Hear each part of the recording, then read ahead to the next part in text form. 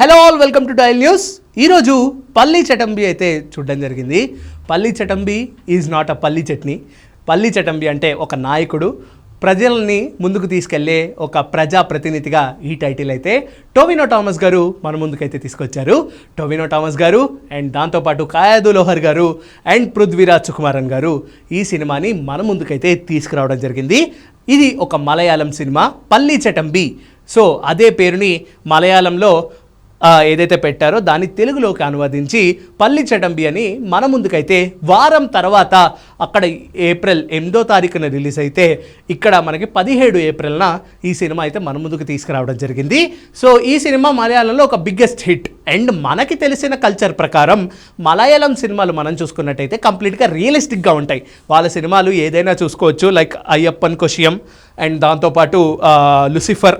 So ఇటువంటి సినిమాలు మనం చూసుకున్నట్టయితే పృథ్వీరాజ్ సుకుమారన్ గారు కూడా చాలా సినిమాలు ఉన్నాయి. అండ్ దాంతోపాటు మమ్ముట్టి గారు, మోహన్ లాల్ గారు, వీళ్ళ సినిమాలు కూడా మనం చూసుకున్నట్టయితే అందులో ఒక రియాలిటీ ఉంటుంది, అందులో ఒక నిజం ఉంటుంది. అంటే మన తెలుగు ఫిలిం మేకర్స్ అనే కాదు, ప్రపంచంలో ఏ ఫిలిం మేకర్స్ కూడా వాళ్ళు తీసినంత రియాలిటీగా, వాళ్ళు తీసినంత రియలిస్టిక్గా ఎవరు తీరేలని చాలామందికి ఒపీనియన్స్ కూడా ఉంటాయి. సో అదే ఈ సినిమా కూడా మళ్ళీ ప్రూవ్ చేసుకుందని చెప్పొచ్చు. బట్ ఈ సినిమాలో చాలా ఫ్లాస్ అయితే ఉన్నాయని నాకైతే కళ్ళకు కట్టినట్టు కనిపించింది.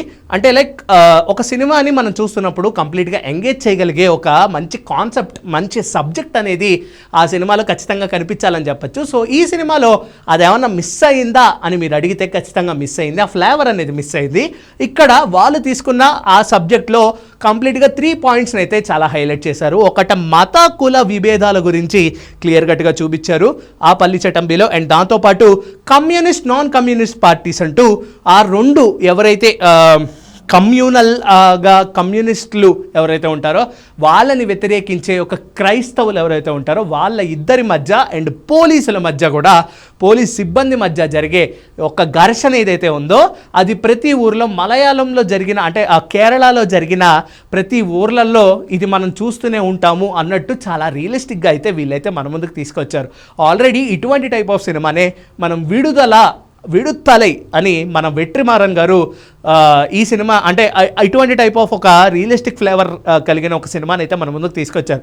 ఆ సినిమా చూసినప్పుడు చాలా బాగా అనిపించింది. బట్ విడుత్తలై 2 చూసినప్పుడు ఎందుకో అంత ఎక్స్పెక్టేషన్స్కి రీచ్ కాకపోవడంతో ఆ సినిమా అబోవ్ యావరేజ్గా నిలిచింది. బట్ విడుత్తలై లాగా అది పెద్ద హిట్ కాలేదు. బట్ ఇక్కడ పల్లీ చటంబి చూసుకుంటే కూడా మనం అందులో చూపించిన సబ్జెక్ట్స్ ఏవైతే ఉన్నాయో, వాళ్ళు తీసుకొచ్చిన ఆ 3 పాయింట్స్ ఏవైతే ఉన్నాయో అవి ఎంత ఎంగేజింగ్గా మనకు కనిపించిన సినిమాలో అది రూపుదిద్దుకోలేదు అని చెప్పాలి. ఎందుకంటే అక్కడ పోర్ట్రే చేసినప్పుడు ఆ యొక్క పల్లీ చటంబి ఎవరు, అసలు పల్లీ చటంబి అనే పేరు ఎందుకు వచ్చింది, అండ్ ఈయన పేరు కృష్ణ పిల్లయ్య లేదా క్రిస్టోఫరా అనే ఒక మాట ఏదైతే ఉందో అది ఖచ్చితంగా క్లియర్ కట్గా డిఫైన్ చేస్తుంటే ఈ సినిమా ఇంకా బాగా ఆడేదేమో అనిపించింది. బట్ మలయాళం సినిమాల్లో ఎటువంటి ల్యాగ్ ఏవైనా ఉన్నా సరే సినిమా రియలిస్టిక్గా ఉంటే ప్రతి జనం చూస్తారు. కాబట్టి ఈ సినిమాలో ఎంత ల్యాగ్ ఉన్నా సరే ఆ ఫైనల్ ఏదైతే ఉందో, ఆ క్లైమాక్స్ లాస్ట్ 10 minutes ఏదైతే ఉందో, the clash between Prithviraj Sukumaran and Tovino Thomas ఏదైతే ఉందో దాంతో ఒక ఎండ్ కార్డ్ ఇస్తూ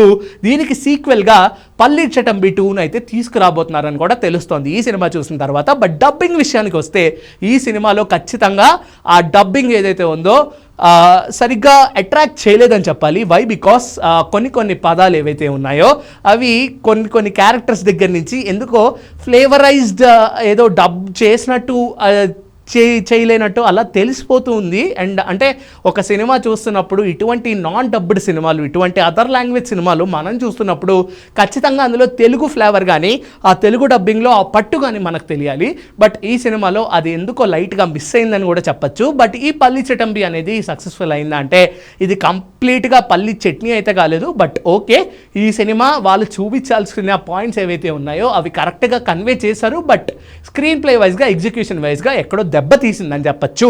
అండ్ మైనస్ పాయింట్స్ కూడా ఇవే ఒక బిగ్గెస్ట్ బ్లంటర్ మిస్టేక్స్గా కూడా మనం మాట్లాడుకోవాలి. But coming to the actions and characterization of Tovino Thomas and Kayadu Lohar గురించి మాట్లాడితే, కాయాదు లోహర్ ఎందుకుందో ఏంటో కూడా అర్థం కాలేదు. Why? Because she will die, అది మనం చెప్పొద్దు. But it's a non spoiler review కాబట్టి ఓకే, హీరోయిన్ వాడారు. బట్ హీరోయిన్ అంత సిగ్నిఫికెన్స్ కాదు సినిమాకి. స్టోరీ వైజ్గా హీరోయిన్ పాత్ర అంత అవసరం లేదు అని కూడా అనిపించింది. ఎందుకంటే ఒక సినిమాకి హీరో హీరోయినా ఇంపార్టెంట్ కాదు, కథ ఇంపార్టెంట్. సో ఆ కథకి హీరోయిన్ కావాలంటే ఖచ్చితంగా నో అనే చెప్తాను.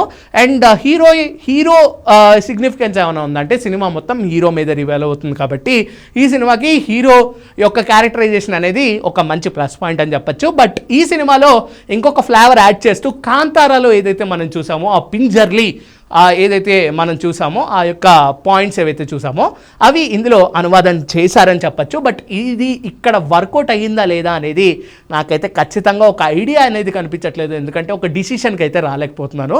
Why? Because there is nothing engaging point అనేది అయితే క్లియర్ కట్గా చెప్పచ్చు. కానీ ఈ పాయింట్లో జనాలు ఎలా కన్వే అవుతారు, ఎలా తీసుకుంటారు అనేది రియాలిటీ వైజ్గా వస్తే ఖచ్చితంగా మీరు ఎలా ఆలోచిస్తున్నారు అనేది ఈ యొక్క అంటే ప్రతి ఒక్కళ్ళ ఓన్ పాయింట్ ఆఫ్ వ్యూలో ఈ యొక్క పాయింట్స్, ఈ యొక్క మెయిన్ పాయింట్స్ అనేవి ఖచ్చితంగా ఉంటాయి. కాబట్టి మీరు ఈ యొక్క పల్లి చటంబి చూస్తే ఇది ఒక పల్లి చటంబి ఒక ప్రజా ప్రతినిధి లాంటి సినిమా అంటారా, లేదా ఒక పల్లి చట్నీ లాంటి సినిమా అంటారో కూడా మీరు ఖచ్చితంగా కిందైతే కామెంట్ చేయండి. And then keep watching daily news. This is Karthik signing of.